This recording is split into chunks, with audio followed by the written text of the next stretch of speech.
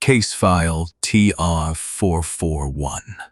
Submitted to the Twilight Registry, January 14th, 1988. Reporting, Investigator, Senior Field Agent Doris Halverson. Subject, minor female, age 7, referred to in documentation as Subject Wren. Location, Coldwater County, rural, unincorporated area. Address withheld by request of surviving family. The call came in on a Tuesday. That matters somehow. Not to the case, but to the way memory works. Tuesday has a texture. It's the middle of the week. Ordinary. Forgettable. The kind of day on which impossible things feel more impossible. The mother's first words to our intake line were, "She's not in pain. I need you to understand that she is not in any pain." What the mother described was this. Beginning in October of that year, her daughter, Subject Wren, 7 years old, a second grader who liked horses and hated green beans, began removing her own teeth. Not baby teeth, or rather, not only baby teeth. The teeth she removed were not loose. They had not been preceded by the usual signs, the gentle wobble, the pink gum tenderness, the little shelf of new tooth rising beneath the old. They were simply removed, methodically, in order, starting from the back. The first tooth, the family assumed, was a fluke. Children pick at things. Children exaggerate pain to avoid school. The dentist, Dr. Ames of the Coldwater Family Dental Clinic, whose statement we also have on file, found nothing alarming in the socket. No sign of trauma. Clean extraction. He complimented the child on her brave behavior and suggested she give the tooth to the tooth fairy. Subject Wren told the dentist with great seriousness, "I'm not giving it away. I'm keeping it for later." At the time, the family found this amusing. The second tooth came out 3 weeks after the first. Again, no pain. Again, no looseness. The mother watched it happen. She has said this repeatedly in our interviews. "I watched it happen. I was right there." The girl simply reached into her own mouth, gripped a lower molar with 2 fingers, and pulled. There was a sound. The mother has described it as a soft pop, like a bottle being opened. Then the tooth was out. The root was intact. There was almost no bleeding. By Christmas, Subject Wren had removed 6 teeth. She kept them in a glass jar. A wide-mouthed pickle jar, still faintly smelling of brine. She arranged them in a specific order along the bottom, curved in a shape that the mother said looked almost like, and here she paused in our interview, pressed her hands together, almost like a face. By January, the family had taken her to 3 different doctors. No dental pathology, no nerve disorder, no signs of psychological disturbance beyond what any clinician would call unusual focus. One pediatrician used the phrase precocious dental self-management. Another suggested the parents lock the bathroom cabinet and monitor the child more closely. It was the 3rd doctor, a quiet, careful woman named Dr. Fenn, a developmental specialist at the County Children's Hospital, who called our offices directly. She had, she said, taken X-rays of the remaining teeth in subject Ren's mouth. She did not know how to explain what she was seeing. She wanted another opinion from someone who might understand it. We drove out the following morning. The X-rays showed this. Every remaining tooth in subject Ren's mouth was hollow, not decayed, not infected. Hollow, in the way a reed is hollow, or a bone that has been cleaned from the inside. The pulp chamber, the living inner core of a tooth, the part that makes it a tooth rather than a stone, was simply absent. As if something had removed the contents and left the shell. The teeth already extracted and sitting in the jar matched this finding exactly. We had them analyzed. Each tooth was a perfect hollow tube.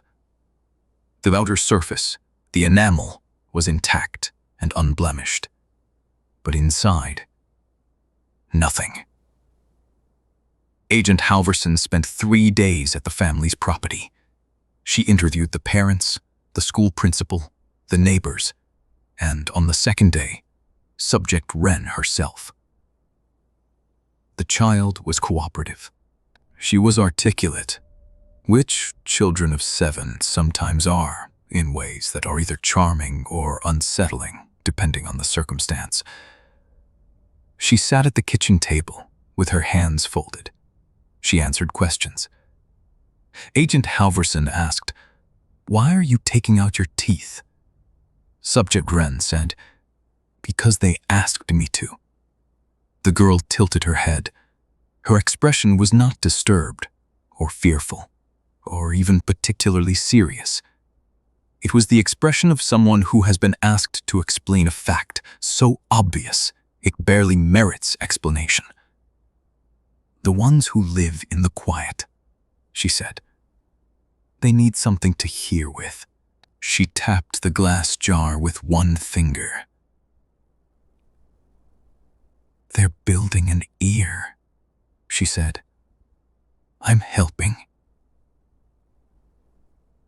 Agent Halverson documented this exchange in full and requested that the family undergo additional monitoring. She arranged for a colleague to return every 2 weeks. Over the following months, the extractions continued. Subject Ren removed 2 more teeth in February, 1 in March, 2 in April. She was always calm. She was never in pain. The family had given up trying to stop her. They had tried. They had padded her fingers. They had taped her hands at night. Each time, by morning, another tooth was gone. And the jar was heavier. The jar had a pattern now. The teeth arranged along the bottom formed a curve, then a second curve above it, then small vertical pieces standing at intervals along the inner wall. Agent Halverson photographed it on each visit. In the 4th month, she brought the photographs to a colleague who had no knowledge of the case, showed them the arrangement, and asked what it looked like. The colleague said, "A cochlea, the inner ear." The registry consulted with a physician who confirmed the arrangement of the teeth mirrored, with reasonable anatomical accuracy, the structure of the human cochlea. The spiral canal, the organ of Corti, the fluid chambers. Subject Ren, age 7, had no knowledge of cochlear anatomy. She had no books on the subject. She had not been on the internet. This was 1988, and the internet was not yet in the homes of Coldwater County. she had been told. In June, the extractions stopped. Subject Wren sat at her kitchen table and pushed the jar into the center. She looked at it for a long time. Then she said, to no one in particular, "It's done. They can hear now." The parents asked her, what will they do now that they can hear?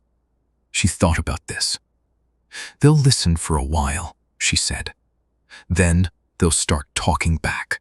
She went upstairs and went to bed at 6 in the evening and slept for 14 hours. In the morning, she seemed, by all accounts, entirely ordinary. She ate her breakfast. She complained about her brother. She asked her mother if they could get a dog. She never removed another tooth. Follow-up investigation, conducted over the next 3 years, found nothing further to document. The jar remained on the windowsill of her room. The family reported no anomalous sounds, no voices, no presences. But Agent Halverson, on her final visit in 1991, asked Subject Wren, now 11, one more question. She asked, did they ever talk back? Subject Wren, who by then had braces and had just discovered a band she liked and had absolutely no interest in discussing this topic, looked out the window for a moment. Then she said, quietly, yes. Agent Halverson asked, what did they say? The girl picked up her school bag. They said, thank you, she said. And then she left for school. Case file TR 4401 remains open. No further incidents reported. The jar is still on the windowsill. The teeth are still arranged in the shape of an inner ear. The registry has no explanation for the hollowing. We have no explanation for how she knew what to build. We have no explanation for what, if anything, now hears.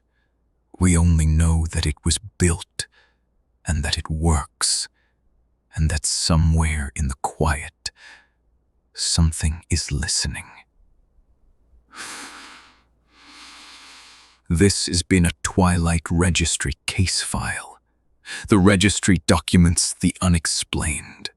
We do not explain it. We only keep it. We keep it, and we wait, and we listen, the same way it seems that they do.